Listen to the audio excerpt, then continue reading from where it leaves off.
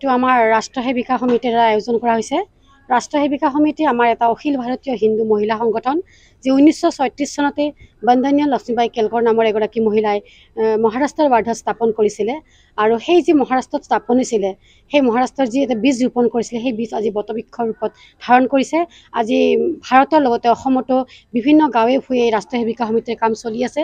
আৰু ৰাষ্ট্ৰ সেৱিকা সমিতিৰে তৰুণীসকলৰ এতিয়া তৰুণী বিভাগৰ কাম যে আমি ৰাষ্ট্ৰ নিৰ্মাণত তৰুণীৰ ভূমিকা, যে উঠি অহা প্ৰজন্মক আমি কেনেকৈ ৰাষ্ট্ৰ নিৰ্মাণৰ ক্ষেত্ৰত বা ৰাষ্ট্ৰহিতৰ ক্ষেত্ৰত তেওঁলোকক এটা ভাল জ্ঞান দিব পাৰোঁ, ভাল দিশ দেখুৱাব পাৰোঁ, সেই উদ্দেশ্যে তৰুণীসকলৰ মাজত আমাৰ বিভিন্ন সময়ত কাৰ্যক্ৰম হয়। আজিও আমি এটা তৰুণী সন্মিলন ইয়াতে অনুষ্ঠান চলাইছোঁ, য'ত বিভিন্ন শিক্ষানুষ্ঠানৰ পৰা ছাত্ৰীসকল আহিছে, লগতে গুৱাহাটী ইউনিভাৰ্চিটিৰ বিভিন্ন ডিপাৰ্টমেণ্টৰ ছাত্ৰীসকলক ইয়াত নিমন্ত্ৰণ কৰা হৈছে। যিহেতু আমাৰ মহিলা সংগঠন, সেইকাৰণে বিশেষকৈ আমি ছোৱালীসকলক ইয়াতে অগ্ৰাধিকাৰ দিছোঁ। আৰু যিহেতু আমাৰ আজিৰ সমাজত আমি নাৰীসকল কোনো দিশে পিছপৰা নহয়, আৰু আগন্তুক দিনতো নাৰীসকল যাতে সকলো দিশতে আগুৱাই গৈ ৰাষ্ট্ৰহিতৰ কথা চিন্তা কৰিব পাৰে, সেই উদ্দেশ্যে আজি এই অনুষ্ঠানটো আয়োজন কৰা হৈছিলে।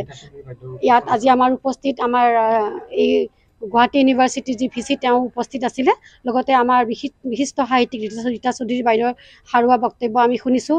আৰু লগতে আমাৰ মাজত উপস্থিত আছিলে আমাৰ ডক্টৰ নীলিমা ভাগৱতী বাইদেউ, যি বাইদেউ আমাক ধুনীয়া ৰাষ্ট্ৰ নিৰ্মাত্ৰী আমাৰ তৰুণীসকল ভূমিকা সেই বিষয়ে আমাক ধুনীয়াকৈ অৱগত কৰাইছে।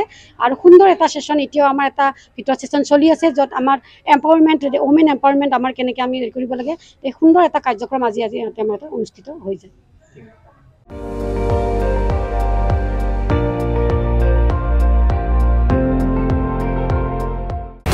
আপুনি চাই আছে ND24, সৰ্বশ্ৰেষ্ঠ নহয় সৰ্বোত্তমৰ দৌৰ।